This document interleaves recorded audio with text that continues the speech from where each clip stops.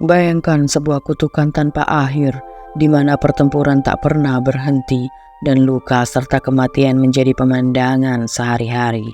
Dalam lingkaran yang tak mengenal henti itu, selalu ada seorang pahlawan, sosok yang berjuang untuk menghentikan semua penderitaan, apapun taruhannya. Namun, kali ini bukan dia yang akan kita perankan. Kita bukan sang penyelamat, melainkan sosok yang akan dihadapi oleh pahlawan itu.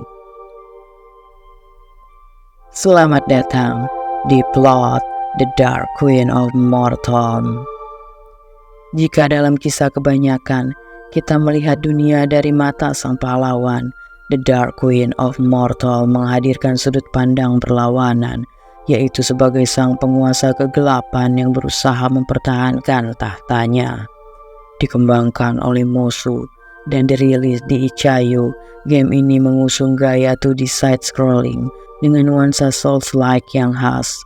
Penuh intensitas, ritme pertempuran yang menuntut ketelitian, dan rasa frustasi yang anehnya justru indah.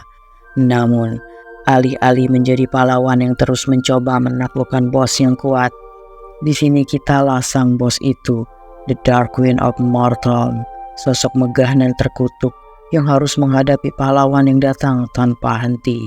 Jadi tanpa berlama-lama lagi, mari kita bahas plot The Dark Queen of Mortal. Sesosok prajurit yang terluka parah merangkak menuju ruang tahta. Di sana sang ratu kegelapan duduk diam di atas singgasananya. Dengan sisa napasnya, sang prajurit memberitahu bahwa seorang pahlawan telah mengalahkan pasukan mereka dan sedang menuju ke tempat itu. Ia tidak bergeming, mengatakan kalau ia siap untuk melawan sang pahlawan. Sang pahlawan lalu tiba di ruang tahta, ingin segera mengakhiri kekuasaan sang ratu. Sang ratu lalu bangkit, menunjukkan kalau baik ia dan kekuasaannya adalah abadi. Tanpa sempat melawan, satu sentakan cukup untuk menumbangkan sang pahlawan. Ia lalu mendekati jasad sang pahlawan. Dengan satu jentikan jari, jasad itu terbakar, lenyap. Sang pahlawan kembali, pahlawan yang sama, baik-baik saja. Meski sempat bingung, sang ratu segera menyadarinya. Pertarungan kembali terjadi, terlalu singkat barangkali. Dengan cepat menumbangkan sang pahlawan lagi. Satu jentikan jari, jasad sang pahlawan lenyap terbakar api. Namun belum sempat sang ratu duduk di atas singgasananya, sang pahlawan lagi dan lagi kembali. Sang pahlawan berkata kalau ia akan segera mengakhiri kekuasaan sang ratu dan akan menuntaskan apa yang telah ia mulai. Sang ratu menjawab tenang bahwa sang pahlawan bukanlah yang pertama. Pertarungan seperti ini sudah tak terhitung jumlahnya, dari yang paling lemah sampai yang kuatnya luar biasa. Sang ratu sadar di balik kekuasaannya yang abadi ada pertarungan tiada henti. Cukup satu serangan, sang pahlawan tumbang perlahan-lahan. Kemudian jentikan jari, jasad sang pahlawan dilenyapkan. Sang ratu kini sepenuhnya sadar bahwa sang pahlawan pasti akan kembali, dan benar saja, sosok itu sudah berdiri di depan pintu ruang tahta, siap menantangnya lagi. Tanpa ragu, sang ratu langsung menyerangnya. Namun kali ini entah bagaimana, sang pahlawan berhasil menghindarinya. Bagaimanapun itu adalah keberuntungan, duga sang ratu. Dan pada serangan berikutnya, sang pahlawan telah kehilangan nyawanya. Satu jentikan jari, dan ia menguap bersama api. Sang pahlawan datang lagi. Ia berkata bahwa ia tidak akan pernah berhenti mencoba mengalahkan sang ratu. Ia tahu sang ratu adalah penguasa abadi yang telah berkuasa jauh lebih lama dari umur manusia itu sendiri. Namun ia yakin bahwa cepat atau lambat semua serangan sang ratu akan dapat dihindari, dan pada saat itu ia akan menang. Kali ini ia membawa sebuah panah sebagai senjata tambahan. Pertarungan kembali dimulai. Sang ratu menyerang lebih dulu, tapi sang pahlawan kini jauh lebih tangkas. Ia mampu menghindari serangan-serangan sang ratu dan membalas dengan tebasan dan panah yang tepat sasaran. Tapi bagaimanapun, sang ratu tetap unggul dan kembali membakar jasad sang pahlawan. Entah sudah berapa kali mereka saling berhadapan, sang pahlawan belum menyerah, meski belum juga mampu menumbangkan sang ratu. Di sisi lain, sang ratu mulai menyadari sesuatu. Serangan pahlawan itu kini lebih sulit ditebak. Gerakannya semakin cepat, semakin sulit untuk tumbang. Serangan balasan sang pahlawan pun bukan lagi sekedar tebasan, namun telah berubah menjadi luka yang cukup menyakitkan. Di tengah pertarungan yang terus berulang, sang pahlawan terkadang berbicara dengan sang ratu. Ia bercerita bahwa panah yang digunakannya ditemukan di dekat gerbang kerajaan. Sang ratu hanya menjawab singkat, mengatakan bahwa ia tidak mengenal tempat itu. Hal-hal kecil di bawah kekuasaannya sudah lama diurus oleh para bawahannya. Mendengar itu, sang pahlawan merasa iba. Ia berkata bahwa mungkin sang ratu seharusnya sesekali meninggalkan ruang tahtanya. Namun sang ratu menepis ucapannya, menyebut bahwa justru ia yang seharusnya bersimpati. Sang pahlawan memiliki kebebasan untuk pergi kemanapun, tetapi tetap memilih kembali ke tempat yang hanya membawanya pada kematian. Pertarungan pun berlanjut. Kali ini sang pahlawan bergerak lebih cepat. Serangannya lebih terarah, namun pada akhirnya sang ratu tetap berdiri sementara sang pahlawan kembali jatuh di hadapannya. Sang ratu mulai merasa jengkel. Sang pahlawan tak pernah menyerah dan semakin lama justru semakin menyulitkannya. Meski begitu, sang ratu tetap bukan tandingannya. Namun kali ini ada yang berbeda. Ia tidak lagi sekedar berdiri dan menjentikan jarinya. Setiap kali sang pahlawan mati, perlahan ia melangkah mendekat, berlutut di samping tubuh sang pahlawan yang terbaring tak berdaya, lalu meletakkan tangannya di pundak. Api pun menyala, membakar tubuhnya. Sang ratu untuk pertama kalinya setelah sekian lama merasa begitu bersemangat. Mereka bertarung lagi. Sang ratu lebih serius kali ini, dan sang pahlawan sudah benar-benar lihai dalam pertarungannya. Sang ratu begitu terhibur sampai pada akhirnya ketika sang pahlawan kembali roboh dan jasadnya kembali menguap. Sang ratu merasa kesepian, memandang ke arah pintu seolah menanti sang pahlawan untuk kembali. "Bagaimana kau bisa mendapatkan benda itu?" sang ratu bertanya. Entah mengapa, dengan bangga sang pahlawan menjelaskan bahwa ia menemukannya di balik sebuah air terjun tersembunyi. Setelah bertarung melawan sosok raksasa yang menjaganya, sebagai hadiah atas keberaniannya, ia menerima pedang tersebut. Ia juga menambahkan bahwa sang ratu seharusnya sesekali keluar dan melihat dunia.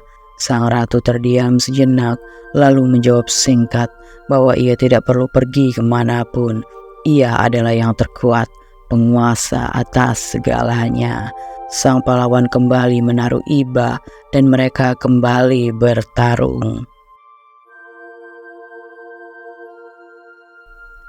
Sang pahlawan terus kembali dan sang ratu terus membantainya lagi dan lagi. Sang pahlawan memuji kekuatan sang ratu dengan menyebutnya sebagai yang tak tertandingi. Sang ratu balik memuji sang pahlawan dengan menyebutnya sebagai yang tak mengenal keputusasaan. Mereka terus bertarung hingga pada satu titik sang pahlawan membuat sang ratu benar-benar kewalahan. Hingga ketika ia telah yakin akan kemenangannya, sang ratu menunjukkan wujud aslinya. Sekejap saja, sang pahlawan tumbang tak berdaya. Sang ratu kembali menjadi wujud sebelumnya, perlahan menghampiri jasad sang pahlawan, perlahan menundukkan tubuhnya, lalu mengangkat jasad sang pahlawan, mendekapnya di dada, lalu melenyapkannya. Sang ratu memulai dengan mengatakan kalau sebaiknya sang pahlawan tak usah datang kembali. Dengan begitu, ia tidak akan merasakan rasa sakit itu lagi. Namun sang pahlawan mengingatkan kalau tujuannya adalah untuk mengakhiri kekuasaan sang ratu dan ia akan terus kembali sampai hari itu tiba. Sang ratu memperingatkan kalau teror yang sama akan segera menghancurkannya. Pertarungan pun kembali dimulai. Ketika sang ratu mencapai batas kekuatannya, ia kembali menampakkan wujud aslinya. Tapi kali ini sang pahlawan tetap berdiri. Ia membawa sebuah perisai yang mampu menahan kekuatan gelap sang ratu. Sang ratu terkejut. Untuk pertama kalinya ada seseorang yang mampu bertahan dari wujud sejatinya. Namun serangan berikutnya jauh lebih dahsyat. Sang pahlawan akhirnya tak mampu menahannya dan kembali tumbang. Sang ratu perlahan kembali ke wujud semula, mendekat lalu merangkul tubuh sang pahlawan sebelum melenyapkannya sekali lagi.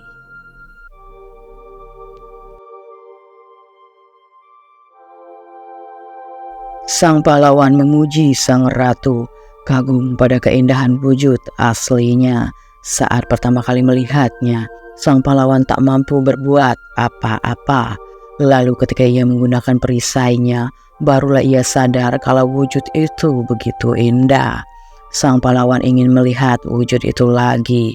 Pertarungan kembali dimulai. Sang ratu kembali berubah, menyerang sang pahlawan dengan begitu dahsyatnya. Sang pahlawan berusaha menghindar, mempelajari setiap gerakannya dengan cermat. Pertempuran berlangsung sengit, namun pada akhirnya sang ratu tetap menjadi pemenang.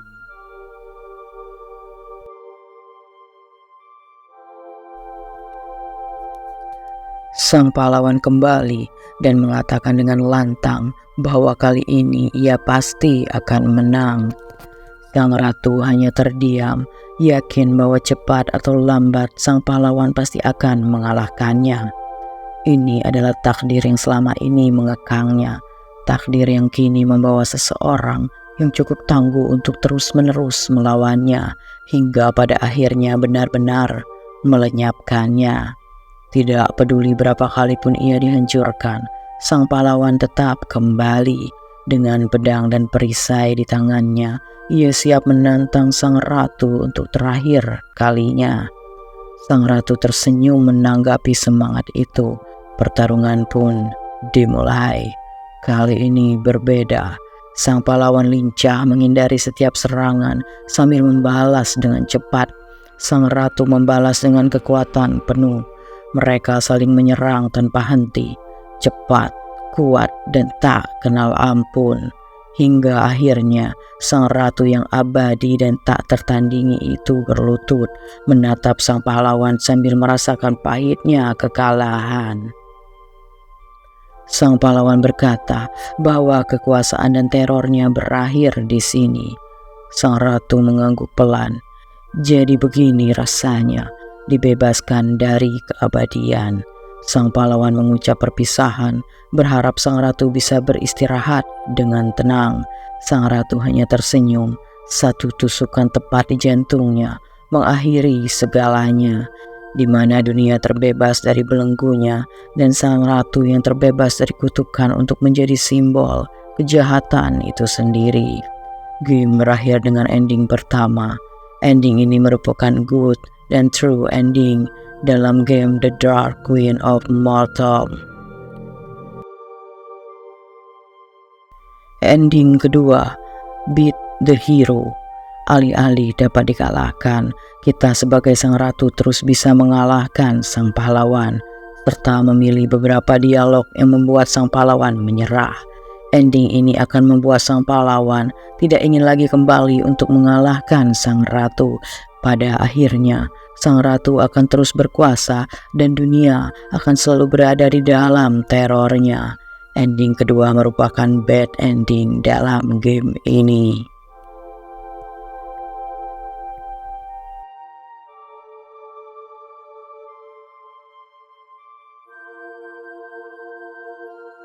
Ending ketiga, Doing Nothing Ending. Dalam ending ini, player hanya perlu diam, tidak melawan sang pahlawan sama sekali. Sesekali sang pahlawan akan pergi dari sana, lalu kembali lagi untuk melawan sang ratu. Namun sang ratu yang tak kunjung melawan membuat sang pahlawan bosan dan pada akhirnya membunuh sang ratu dengan perasaan yang tidak puas sama sekali, berkata kalau ia tidak layak mendapatkan kemenangan ini. Jadi begitulah kisah dari game The Dark Queen of Mortal, sebuah game sederhana dengan sudut pandang yang unik, sebuah game yang begitu cantik dan indah, baik dari segi permainan maupun penceritaan. Sampai jumpa di video kami selanjutnya. Salam Phantom.